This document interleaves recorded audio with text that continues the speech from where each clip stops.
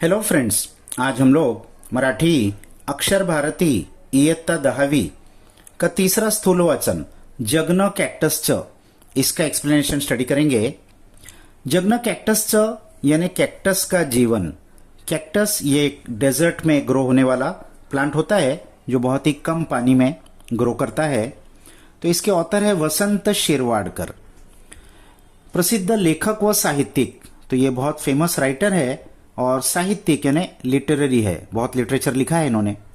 त्यांचे विविध मासिकांतून वनस्पती विषयक लेखन प्रसिद्ध आहे। इनकी अलग अलग मासिक यानी जो महीने में एक बार छपती है ऐसे मैगजीन, उसमें वनस्पति विषयक, वनस्पति यानी प्लांट के बारे में इन्होंने जो लिखा है वो बहुत फेमस है, यानी बॉटनी के ये स्पेशलिस्ट है। वाळवंटी प्रदेश म्हणजे प्रचंड उष्णता व कोरडेपणा असणारा। तो वाळवंटी यानी डेजर्ट जो एरिया होता है वो बहुत ज्यादा उष्णता यानी गर्मी और कोरडेपना यानी ड्राइनेस, सूखा ऐसी जमीन होती है।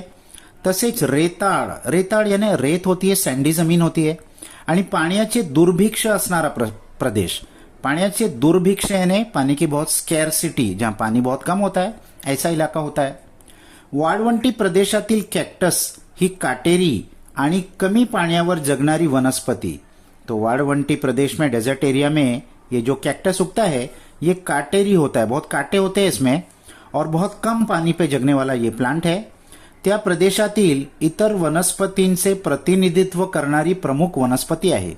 इस एरिया के यानी डेजर्ट एरिया के और भी बहुत सारे प्लांट्स है, इनका प्रतिनिधित्व यानी इनका रिप्रेजेंटेशन करने वाला ये एक मेन प्लांट है। यानी डेजर्ट एरिया जब हम बोलते हैं तो हमारी आंखों के सामने सबसे पहले कॅक्टस आता है। प्रस्तुत पाठात लेखकाने वाळवंटी प्रदेशात जगवणाऱ्या कॅक्टस या वनस्पतीची वैशिष्ट्ये, तो इस प्रेजेंट लेसन में लेखक ने वाळवंटी प्रदेश में उगने वाले कैक्टस, इस वनस्पति, इस प्लांट की वैशिष्ट्ये, खास बात तिचे उपयोग और उसका यूज, कमी पाण्याची टिकून राहण्याची तिची क्षमता, कम पानी में भी टिके रहना यानी ग्रो होना, ये उसकी क्षमता, ये उसकी कैपेसिटी, याचे सूक्ष्म वर्णन केले आहे। इसका बहुत माइन्यूट डिस्क्रिप्शन किया है, बहुत डिटेल में इसको डिस्क्राइब किया है। वाळवंटी प्रदेश म्हणजे ठणठणीत कोरडेपना। अब वाळवंटी प्रदेश यानी डेजर्ट का एरिया, इसका मतलब होता है ठणठणीत यानी बहुत ज्यादा कोरडेपना यानी ड्राइनेस। पाण्याचे दुर्भिक्ष, पानी का दुर्भिक्ष यानी स्कैर्सिटी, आणि रेताळ जमीन और पूरी रेत की सैंडी जमीन। आता या तीन गोष्टी जेथे एकत्र येतात तेथे जीवन कसे फुलणार। अब ये तीन चीजें जहां एक साथ आ गई वहां जीवन कैसे उगेगा, यानी लाइफलेस जगह होती है। पण निसर्ग हा मोठा जादूगर आहे, लेकिन नेचर ये बहुत बड़ा मॅजिशियन है। वाळवंटी प्रदेशात ही खास तेथील अशी जीवसृष्टी आहे। डेजर्ट एरिया में भी खास वहां अडेप्ट की हुई ऐसे जीवसृष्टि यानी लाइफ क्रिएशन है। वनस्पति आहेत, प्लांट्स भी है, आणि या वनस्पतींवर जगणारे प्राणी आहेत और इन प्लांट्स पर जीने वाले जानवर भी है। पाण्याखेरीज वनस्पति व प्राणी जगू शकत नाही हे तर खरेच। पाण्याखेरीज यानी पानी के बगैर वनस्पति व प्राणी, प्लांट्स और एनिमल्स, ये जी नहीं सकते, ये बात तो सच है। पण वाळवंटी प्रदेशांना थोड़े से का होईना पानी मिलते, लेकिन इस डेजर्ट एरिया को थोड़ा सा क्यों ना हो पानी मिलता है। आणि निसर्गाची बहादुरी अशी, और नेचर की ये बहुत बड़ी बहादुरी, ब्रेवरी है कि या थोड्याशा पाण्यावर तो तेथे वनस्पति फुलवतो। इस थोड़े से पानी पर वो वहां पर प्लांट्स उगा देता है आणि तेथले प्राणी जगवतो और वहां के जानवर भी जिंदा रहते हैं इन प्लांट्स पर। वाळवंटातली जीवनसृष्टी हा खरोखर पृथ्वीवरचा एक चमत्कार आहे। तो डेजर्ट में जो जीवन सृष्टि है, जो लाइफ है, ये सचमुच इस पृथ्वी के ऊपर का एक चमत्कार, एक मिरेकल है। वाळवंटी प्रदेशात वर्षातून एकदाच पाऊस पड़तो। इस डेजर्ट एरिया में साल में सिर्फ एक बार बारिश होती है। कभी तर 2-2, 3-3 वर्षे पावसाचा ठिकाना नसतो और कभी तो 2-2, 3-3 साल तक बारिश का कोई ठिकाना नहीं रहता। अवर्षणाच्या या प्रदीर्घ काळात हा प्रदेश अतिशय वैराण व रुक्ष दिसतो। तो अवर्षण यानी नो रेनफॉल, जब बारिश नहीं होती है तो उसके प्रदीर्घ काळात, प्रदीर्घ यानी बहुत लॉन्ग ड्यूरेशन, हाँ प्रदेश अतिशय वैरान, ये जो इलाका है बहुत ज्यादा वैरान यानी बैरन और रुक्ष यानी एकदम ड्राय दिखता है. तेथे जी काही झाडे व झुडपे असतील त्यावर त्या काळात एकही पान असत नाही. वहां जो झाड़ और झुड़ुप बुशेस होती भी है तो उस पर इस जमाने में एक भी पत्ता नहीं दिखता. जीवन सुकून सुकून निष्प्राण झाल्यासारखे वाटते. जीवन सूख सूख कर निष्प्राण यानी लाइफलेस हो गया है ऐसा लगता है. मग एक दिवस पाऊस पडतो आणि एखादी जादू व्हावी त्याप्रमाणे झाड़ा झुडपांना पालवी फुटते. फिर एक दिन अचानक बारिश होती है और कोई जैसे कि जादू हो गया इस तरीके से उन झाड़ और झुडपों में पालवी फुटती है. पालवी यानी पहला पत्ता जो निकलता है उसको पालवी बोलते, यानी नई जिंदगी फिर से शुरू होती है. आणि जमिनीत दीर्घकाळ सुप्तावस्थेत पडून राहिलेल्या बियांमधून रोपे वर येतात. और जमीन में दीर्घकाळ बहुत लॉन्ग ड्यूरेशन तक सुप्तावस्थेत यानी डॉर्मेंट, इसको साइंस की भाषा में हाइबरनेशन बोलते हैं, पडून राहिलेल्या बियांमधून वो सीड वो छुप कर जमीन के अंदर पड़े रहते हैं, सोए रहते हैं, रोपे वर येतात. उसमें से जैसे ही बारिश होती है तो ये फिर से जिंदा हो जाते हैं और फिर से उनमें से प्लांट्स निकलने लगते हैं. पाहता पाहता या रोपांवर भरगच्च फूले फूलतात और देखते ही देखते इन पौधों में फूल भी आने लग जाते हैं, बहुत सारे फूल. यानी ये जो इलाके के प्लांट्स होते हैं थोड़ा सा पानी मिलते ही फौरन ग्रो हो जाते. इतके दिवस ओसाड पडलेला भूप्रदेश पाना फुलांच्या, इतने दिन तक ओसाड यानी बिल्कुल वीरान पड़ा हुआ ये भूप्रदेश, ये जमीन का इलाका था, ये पाना फुलांच्या पत्ते और फूलों के हिरव्या पिळव्या लाल रंगांनी एखादा बागीच्यासारखा चित्रमय दिसू लागतो. तो हरे पीले और लाल रंगों के किसी बगीचे की तरह चित्रमय, बहुत ब्यूटीफुल देखने लगता है, पिक्चर की तरह ब्यूटीफुल दिखने लगता है. कवींनी म्हटल्याप्रमाणे मरुभूमीचे नंदनवन होते और किसी कवि ने कहा है उस तरीके से मरुभूमि यानी डेजर्ट जहां कुछ लाइफ नहीं है वो नंदनवन में चेंज हो जाता है. नंदनवन यानी बहुत खूबसूरत बगीचा, पॅराडाइज. पण हे वैभव पहाटे पडणाऱ्या स्वप्नाप्रमाणे थोडाच काळ टिकणारे असते. लेकिन ये जो वैभव, ये जो ग्लोरी है, ये सुबह दिखने वाले स्वप्न ख्वाब की तरह बहुत थोड़ी देर टिकने वाले होते हैं. जैसे सुबह का ख्वाब होता है, कुछ देर में इंसान जग जाता है, इसी तरह ये भी बहुत जल्द खत्म हो जाता है. लवकरच पुन्हा सूर्य आकाशातून आग ओकू लागतो. बहुत जल्द सूरज आसमान से आग उगलने लगता है. हवा तापल्या तव्यासारखी गरम होते. हवा तो तपे हुए तवे के जैसा गरम हो जाती है. आणि पाने फुले गवत करपून जाऊन और पत्ते फूल और गवत यानी घास करपून जाऊन यानी जल जाते हैं. जमिनीत त्यांचा भुगा होऊन पड़तो और जमीन में उनका भूसा पाउडर बनके सूख कर पाउडर बनके गिर जाते हैं. वाळवंटाचे ओसाड भकास जीवन पुन्हा शुरू होते और फिर से ये डेजर्ट का ओसाड और भकास यानी एकदम डेजोलेट, एकदम ड्राई जीवन फिर से शुरू हो जाता है. पण एक गोष्ट होते, हाँ लेकिन एक बात होती है, रोपांना आलेल्या बिया मातीत पड़तात. वो जो थोड़ी देर के लिए पौधे उगे थे उसमें बीज आ जाती है और वो बीज जमीन में जाकर गिर जाती है. त्या पुढील वर्षाचा पाऊस येईपर्यंत जीव धरून मातीत मिसळून राहतात और फिर अगले साल की बारिश होने तक वो जमीन में अपनी जान को बचाकर मिसळून यानी मिलकर जमीन में मिल जाते और जमीन में ही हाइबरनेट करते, सो जाते जमीन में जाके. पाऊस आला की उगवायचे आणि पाऊस संपून कोरडा हंगाम आला की बियांच्या रूपेने मातीत पडून राहायचे. तो बारिश आया तो उग जाना और बारिश चला गया तो फिर वो कोरडा हंगाम यानी ड्राई सीजन में वो बी के रूप में, सीड के रूप में मिट्टी में पड़े रहना. हा जो वर वर्णन केलेला वनस्पतीचा प्रकार आहे, ये जो ऊपर डिस्क्राइब किया गया प्लांट की टाइप है, तो अवर्षण टाळणारा आहे. ये अवर्षण यानी नो रेनफॉल का जो जमाना है उसको टालने वाला है. ये एक टाइप के प्लांट्स होते हैं जो बारिश जब नहीं होती है तो सीड के फॉर्म में जमीन में छुपे रहते हैं, बारिश होती है तो उग जाते हैं. ये एक टाइप के प्लांट है. वाळवंटी प्रदेशात उगवणाऱ्या वनस्पतींचा आणखी एक प्रकार आहे. तो डेजर्ट एरिया में उगने वाले प्लांट्स का एक और टाइप है, तो अवर्षणाचा प्रतिकार करणारा आहे. वो ये जो नो रेनफॉल का जमाना है उसका प्रतिकार यानी रेजिस्टेंस करने वाला है. या वनस्पती पाऊस पडतो तेव्हा जे काय पाणी मिळवता येईल तेवढे स्वतःमध्ये साठवून ठेवतात. ये जो प्लांट्स होते हैं तो जब बारिश गिरती है तो जितना पानी मिल सकता है उतना अपने अंदर साठवून ठेवतात यानी स्टोर करके रख लेते हैं. आणि कोरड्या हंगामात अगदी मंद गतीने वाढत राहतात और जब गर्मी का वक्त आ जाता है तो बहुत ही मंद गती, बहुत स्लो।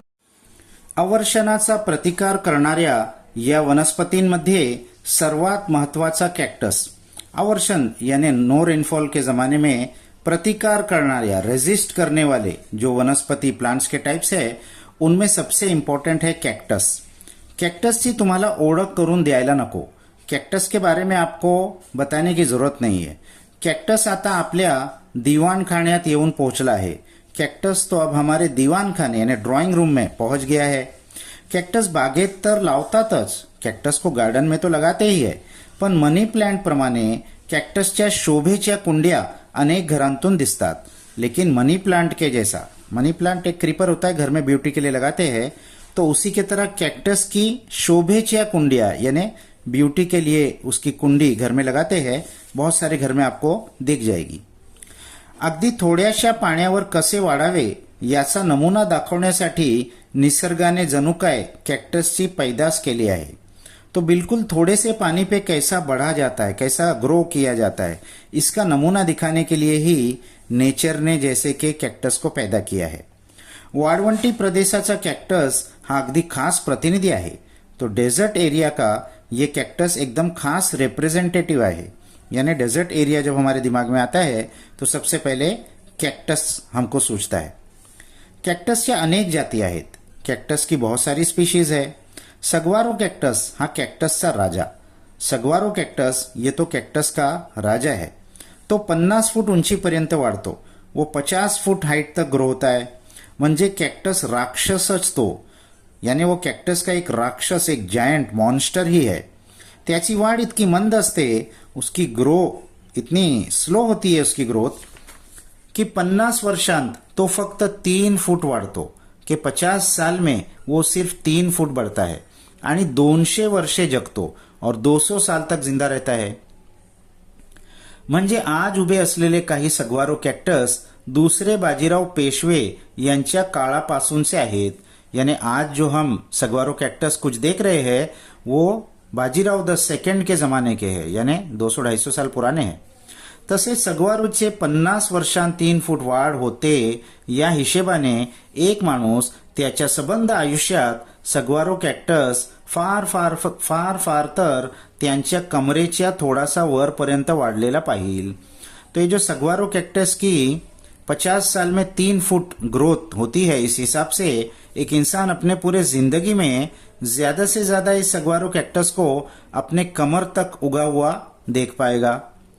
सगवारो कैक्टस हा असा राक्षस, सगवारो कैक्टस तो ऐसा जायंट है, तर काही कैक्टस तुमच्या हाताच्या अंगठ्याच्या पोरिया इतके चिमुकले। तो कुछ कैक्टस ऐसे भी है जो आपके हाथ के अंगूठे के पोर के इतने छोटे हैं। यानी ये बहुत वैरायटी है, बड़े से बड़े और छोटे से छोटे हर साइज में ये कैक्टस होते हैं। कैक्टसच्या झाडांनी अवर्षणाचा प्रतिकार करण्याची निरनिराळी तंत्रे पैदा केलेली आहेत। तो कैक्टस के ट्री ने अवर्षण यानी नो रेनफॉल का जमाना जो होता है उसका प्रतिकार, उसका रेजिस्टेंस करने के लिए अलग अलग तंत्रे यानी टेक्निक्स, स्किल्स पैदा कर ली है, अपने अंदर अडॅप्ट हो चुके हैं। त्याची सगळी अंगरचना पाणी साठवण्यासाठी असते म्हटले तरी चालेल। उसकी पूरी अंगरचना यानी बॉडी का जो स्ट्रक्चर है वो पानी को स्टोर करने के लिए है, ऐसा कहोगे तो भी चलेगा। काही कैक्टस चेंडूचे आकाराचे तर काही खांबाचे आकाराचे। कुछ कैक्टस तो चेंडू यानी छोटे गेंद बॉल के आकार के होते हैं और कुछ तो बड़े पिलर खांब के आकार के होते हैं। आपल्या अंगाचा कमीत कमी भाग कोरड्या हवेला उघडा पडू द्यायचा अशी कैक्टसची धडपड असते। तो अपने जिस्म का कम से कम हिस्सा कोरडी हवा यानी ड्राई एयर को खुला रखना चाहिए, ऐसे कैक्टस की कोशिश होती है। बहुतेक कैक्टस घड़ीदार असतात, तो इसीलिए बहुत सारे कैक्टस घड़ीदार यानी फोल्ड्स होता है, उनके अंदर कर्व्स होते हैं, स्ट्रेट लाइन्स नहीं होते। या घड्यांनी दोन गोष्टी साधतात। इन फोल्ड्स की वजह से 2 चीज हासिल होती है। एक अशी की घड्यांच्या आतला भाग कोरड्या गरम हवेपासून सुरक्षित राहतो। एक तो ये कि इन फोल्ड्स का जो अंदर का हिस्सा है वो गर्म हवा से सेफ हो जाता है, उस पर शैडो गिरती है। दूसरी अशी कि या घड्यांचा पन्हाड़ी सारखा उपयोग होतो। और दूसरा फायदा यह है कि इन फोल्ड्स का पन्हाड़ी के जैसा यूज होता है। पन्हाड़ी यानी चैनल, यानी पानी उसके थ्रू फ्लो होता है। जेव्हा केव्हा पाऊस पडतो तेव्हा पावसाचे पाणी या पन्हाळ्यांमधून खाली वाहत जाऊन थेट मुळांना मिळते. जब कभी भी बारिश होती है तो बारिश का पानी इन पन्हाड़ी इन चैनल्स फोल्ड्स के थ्रू फ्लो होता है और सीधा मूळ यानी रूट्स तक पहुंच जाता है. झाडांतले बरेचसे पाणी त्यांची पाने बाष्पीभवनाने गमावतात. तो झाड़ का जो ज्यादातर पानी होता है वो उनकी पाने यानी उनके लीव्स बाष्पीभवन यानी इवेपोरेशन से गमावतात, लॉस्ट हो जाता है. प्लांट्स के अंदर लीव्स से ट्रांसपिरेशन होता है यानी वो वॉटर वेपर बन के पानी बाहर चला जाता है. म्हणून कॅक्टसच्या झाडाचे पान ही गोष्ट वर्जच करून टाकली आहे. तो इसीलिए कैक्टस के झाड़ ने पान यानी लीव्स इस चीज को ही वर्ज यानी गायब कर दिया है, यानी लीव्स उसमें होते ही नहीं ताकि पानी लॉस न हो. कॅक्टसचे रोप लहान असते तेव्हा त्याला 2-4 छोटी छोटी पाने येतात तेवढीच. कैक्टस का रोप यानी पौधा जब छोटा होता है तो उसमें 2-4 छोटे छोटे पत्ते आते, बस उतना ही. नंतर कैक्टस से झाड़ बिन पाना से रहते. उसके बाद कैक्टस का झाड़ बिगैर लीव्स का ही होता है. कैक्टसच्या झाडात रसदार गर असतो. कैक्टस के झाड़ में बहुत रसदार जूसी गर यानी पल्प गूदा होता है अंदर. त्यावर प्राण्यांच्या धाड़ी पड़ण्याचा मोठा धोका. तो उसके ऊपर कोई जानवर का धाड़ी पड़ना है, कोई जानवर हमला कर देगा, खा जाएगा, इसका बहुत धोका, बहुत डेंजर होता है. पण कॅक्टसच्या झाडाने याचाही बंदोबस्त केला आहे. लेकिन कैक्टस के झाड़ ने इसका भी इंतजाम किया है. अनेक कैक्टस झाडांच्या अंगावर धारदार बोचरे काटे पसरलेले असतात. तो ज्यादातर ये जो कैक्टस के झाड़ है इनके अंग जिस्म पर धारदार बहुत शार्प बोचरे काटे, चुभने वाले काटे फैले हुए होते. काय बिशाद आहे मग प्राण्याची त्याला तोंड लावण्याची. तो फिर क्या बिशाद, क्या डेरिंग है किसी जानवर की कि उसको मुंह लगा ले. कॅक्टसची ही सारी धडपड मिळेल तेवढे पाणी स्वतःमध्ये साठवून ठेवण्याकरता असते. कैक्टस की ये सारी कोशिश मिले उतना पानी अपने अंदर साठवून ठेवना यानी स्टोर करके रखने के लिए होती है. हे पाणी त्यांना अर्थातच त्यांच्या मुळ्यांमधून मिळते. तो ये पानी बट नेचुरल उनको उनके रूट से मिलता है. थोड्या वेळात पुष्कळ पाणी शोधून घेता येईल अशी या मुळांची खास रचना असते. थोड़े ही वक्त में पुष्कळ यानी बहुत ज्यादा पानी शोधून घेता यानी शोषून घेता यानी एब्जॉर्ब कर लेना, ऐसी इन रूट्स की खास रचना, खास स्ट्रक्चर होता है. पाऊस पडतो तेव्हा सुद्धा उन्हाने भाजून निघालेली वाळवंटाची जमीन फारच थोड़े पानी शोषून घेऊ शकते. बारिश जब पड़ती भी है उस जमाने में भी ये जो धूप से जली हुई डेजर्ट की जमीन होती है उसके अंदर इतनी कैपेसिटी नहीं होती है, तो बहुत थोड़ा पानी शोषून घेने यानी बहुत कम पानी अपने अंदर एब्जॉर्ब स्टोर कर सकती है. या अडचणीवर ही कॅक्टसच्या झाडाने मात केली आहे. इस प्रॉब्लम पर भी कैक्टस के झाड़ ने सोल्यूशन निकाला है. कैक्टस आपली मुड़े लांब लांब पसरवते. कैक्टस अपने रूट्स को बहुत दूर तक फैलाता है आणि भोवतालच्या जास्तीत जास्त क्षेत्रातले पाणी शोषून घेते और भोवताल यानी सराउंडिंग के ज्यादा से ज्यादा एरिया का पानी वो एब्जॉर्ब कर लेता है. सग्वारो कैक्टसच्या मुळ्या यामुळेच 50 फुटांपर्यंत लांब असतात. तो सग्वारो कैक्टस के जो रूट है वो इसी वजह से 50 फुट तक लंबे होते हैं. कैक्टस हे अमेरिका खंडातले झाड आहे. कैक्टस ये ओरिजिनली अमेरिकन कॉन्टिनेंट का झाड है. झाडासंबंधी आपल्या ज्या कल्पना असतात त्यांचा कॅक्टसमध्ये संपूर्ण अभाव असतो. झाड़ के बारे में हमारी जो भी कल्पना इमेजिनेशन होती है उसका तो कैक्टस में बिल्कुल भी अभाव है, यानी ऐसा कुछ भी नहीं है उसके अंदर. झाड़ म्हटले म्हणजे बुंदा, बुंद्याच्या वर चौफेर फांद्या. तो झाड़ जब हम कहते हैं तो हमारे दिमाग में क्या आता है, बुंदा. बुंदा यानी एक बहुत बड़ा ट्रंक होगा, उसका तना होगा और बुंदियाच्या वर चौफेर फांद्या और उस तने के ऊपर चारों तरफ फैली हुई फांदिया ब्रांचेस होगी. फांद्यांना डहाळ्या और उन बड़ी बड़ी ब्रांचेस में से छोटी छोटी टहनियां निकलेंगी. डहाळ्यांना पाने असे झाडाचे डेरेदार रूप आपल्या दृष्टीसमोर असते और उन डालियों में पत्ते होंगे. ऐसा झाड़ का बहुत डेरेदार, बहुत स्प्रॉलिंग, बहुत फैला हुआ रूप हमारी नजरों के सामने आता है. कैक्टस मध्ये असे काही नाही, लेकिन कैक्टस में ऐसा कुछ भी नहीं है. कैक्टस म्हणजे वरच्या बाजूला निमुळता होत गेलेला एक सरळ सोट खांब. तो कैक्टस तो ऊपर की तरफ ग्रो होते जाता एक सीधा सीधा खंबा जैसा होता है. यहाँ पिक्चर दिया है इन्होंने सग्वारो कैक्टस का, बस स्ट्रेट पिलर के जैसे होते. कॅक्टसला फांद्या असतात पण त्या सुद्धा या सरळसोट खांब्यासारख्या. कैक्टस को ब्रांचेस होती है, लेकिन वो भी ये स्ट्रेट स्ट्रेट पिलर के जैसी होती है, यानी मेन कैक्टस का जो मेन तना होता है उसमें से साइड में से वो ब्रांच निकलती भी है तो वो भी स्ट्रेट ऊपर खंबे के जैसे ही ग्रो होती है, जैसे इस पिक्चर में दिख रहा है। सगवारो कॅक्टस हा तर हात वर करून उभ्या राहिलेल्या एखाद्या मोठ्या बाहुल्यासारखा दिसतो। ये सगवारो कैक्टस तो हाथ ऊपर करके खड़ा हुआ किसी एक बड़े पपेट के जैसा दिखता है। कॅक्टसच्या सुमारे 1000 जाती आहेत। कॅक्टस की लगभग 1000 स्पीशीज है। त्यांतील अनेकांचे आकार मोठे चित्रविचित्र आहेत। उनमें से बहुत सारों के आकार शेप तो बहुत अजीबोगरीब है। एका कैक्टस से नाव है सायाळ कैक्टस। एक कैक्टस का नाम है सायाळ कैक्टस। सायाळ यानी पॉर्क्युपाइन, कारण तो कुंपणाच्या आश्रयाने राहणाऱ्या सायाळासारखा दिसतो, क्योंकि वो कुंपन यानी फेंस होता है, या कांटा उसका हो सकता है, कांटा के सपोर्ट से रहने वाले पॉर्क्यूपाइन के जैसा दिखता है, बहुत कांटे उसके अंदर होते हैं, तो उसको पॉर्क्यूपाइन कैक्टस ऐसा नाम दे दिया। दूसरा एक कैक्टस अस्वलासारखा दिसतो। एक और कैक्टस है जो अस्वल यानी भालू के जैसा दिखता है, म्हणून त्याला अस्वल कैक्टस असे म्हणतात, इसीलिए उसको बेअर कैक्टस ऐसा कहते हैं, भालू कैक्टस। एक कैक्टस थेट पिंपासारखा दिसतो, म्हणून त्याला पिंप कैक्टस म्हणतात। एक कैक्टस तो पिंप यानी बैरल होता है, लकड़ी का ड्रम होता है जिसमें कुछ लिक्विड रखा जाता है, तो उसके जैसा दिखता है, इसीलिए उसको पिंप कैक्टस ऐसा कहा जाता है। उसके शेप के ऊपर से उसको नाम दे दिया। सांबराच्या शिंगासारख्या दिसणाऱ्या कॅक्टसला सांबर शिंग कॅक्टस म्हणतात। और सांबर यानी वो हरण होती है बारासिंगा, उसकी सींग बहुत अजीबोगरीब होती है, बहुत अलग अलग शेप की होती है, तो उसके सींग के जैसे दिखने वाले कैक्टस एक है, तो उसको सांबर शिंग कैक्टस ऐसा नाम दे दिया। कॅक्टसला सर्वसाधारणपणे पाने येत नसली तरी काही काही कॅक्टसना सुंदर फुले व रसदार फळे येतात। अब ये नेचर की जादूगरी, नेचर मोटा जादूगर है ऐसा कहा था शुरू में, तो कैक्टस को तो पत्ते तो आते नहीं, लेकिन कुछ कैक्टस को बहुत सुंदर फ्लावर्स और बहुत रसदार फ्रूट्स आते हैं। सगवारो कॅक्टसला शेंड्यावर येणारी फुले पुष्कळशी फुलासारखी गेंदेदार असतात। तो सगवारो कैक्टस की शेंडी यानी सर के ऊपर आने वाले फ्लावर्स बहुत सारे फ्लावर्स के जैसे गेंदेदार राउंड हेड के होते हैं। ही फुले फुलली की थोडा काळ का होईना बिचाऱ्या ओसाड वाळवंटाला सौंदर्याचा स्पर्श होतो। तो ये जब फूल फूलते हैं तो थोड़े ही वक्त के लिए क्यों ना हो, लेकिन बिचारे इस वीरान डेजर्ट एरिया को ब्यूटी टच कर जाती है। अमेरिकेतले रेड इंडियन लोक पूर्वीच्या काळी सगवारो कैक्टसचा अनेक प्रकारे उपयोग करून घेत असत।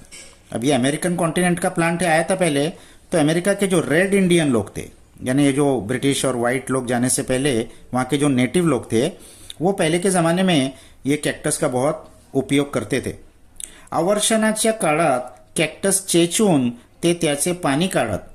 तो जब बारिश नहीं होती थी उस जमाने में कैक्टस को चेचून यानी उसको क्रश करके उसमें का पानी निकालते थे, आणि तहान शमवण्यासाठी हे पाणी पीत और अपनी प्यास बुझाने के लिए पानी पीते थे। सगवारो कैक्टसला फळे येतात। सगवारो कैक्टस में फ्रूट्स भी आते हैं। त्यामधला गर कलिंगडाच्या गरासारखा असतो। उसके अंदर जो गर गुदा होता है वो कलिंगड़ के गुदे के जैसा होता है, वाटरमेलन के जैसा। रेड इंडियन लोग ही फळे चवीने खात असत। तो रेड इंडियन लोग इन फलों को बहुत स्वाद से, चव से, टेस्ट से खाते थे। फळाच्या गरात साखर घालून तो मोरावड्यासारखा टिकवत येतो, और इस फल के जो गर है, उसका जो गुदा है, उसमें शक्कर मिला के इसका मोरावड़ा जैसा यानी जैम के जैसा बना देते थे, तो ज्यादा वक्त तक वो खा सकते थे। रेड इंडियन लोकांचे हेही एक खाद्य असते। रेड इंडियन लोग का ये भी एक खाना था। वर पिंप कैक्टसचा उल्लेख केला है, ऊपर पिंप कैक्टस का जिक्र आया था। त्याचा उपयोग वाळवंटातून प्रवास करणारे लोग तहान भागवण्यासाठी करत असत। तो उसका यूज डेजर्ट में सफर करने वाले लोग अपनी प्यास बुझाने के लिए करते हैं। मात्र त्याचे पानी काढणे फार जिकिरीचे काम आहे, लेकिन उसका पानी निकालना बहुत जिकिरीचा, बहुत टेडियस, बहुत हार्ड वर्क है, आसान नहीं है। या कैक्टसला फार काटे असतात। पहले तो उसके ऊपर बहुत सारे काटे होते हैं, ते आधी तोडून काढावे लागतात, उसको पहले तोड़ के निकालना पड़ता है। नंतर कैक्टसचे घट्ट साल सोलून त्याचा गर काढायचा, और उसके बाद उस कैक्टस का जो घट्ट यानी बहुत स्ट्रांग साल यानी कवर होता है उसको तोड़ के निकालना, आणि तो वेचून त्याचे पानी काढायचे, और फिर उसको क्रश करके उसके अंदर से पानी निकालना। पानी मिळणार ते अर्धा किंवा पाव वाटी, और इतना सब मेहनत करके पानी कितना मिलेगा, आधा या पाव वाटी थोड़ा सा पानी मिलेगा, आणि त्याची चव सुद्धा अतिशय तुरट, और वो पानी का टेस्ट भी बहुत ज्यादा तुरट, तुरट यानी एकदम एस्ट्रिंजेंट, आमला के जैसा. तहानलेले व्याकुळ झालेला प्रवासी अगदी निरुपाय झाला तरच हा खटाटोप करी. तो बहुत ज्यादा प्यास अगर किसी मुसाफिर को लग गई है और उसके पास अब कोई इलाज नहीं है तो वही इतनी कोशिश, इतनी मेहनत करेगा. सायाळ कॅक्टसची फळे मात्र स्ट्रॉबेरी सारखी चवीला मधुर असतात.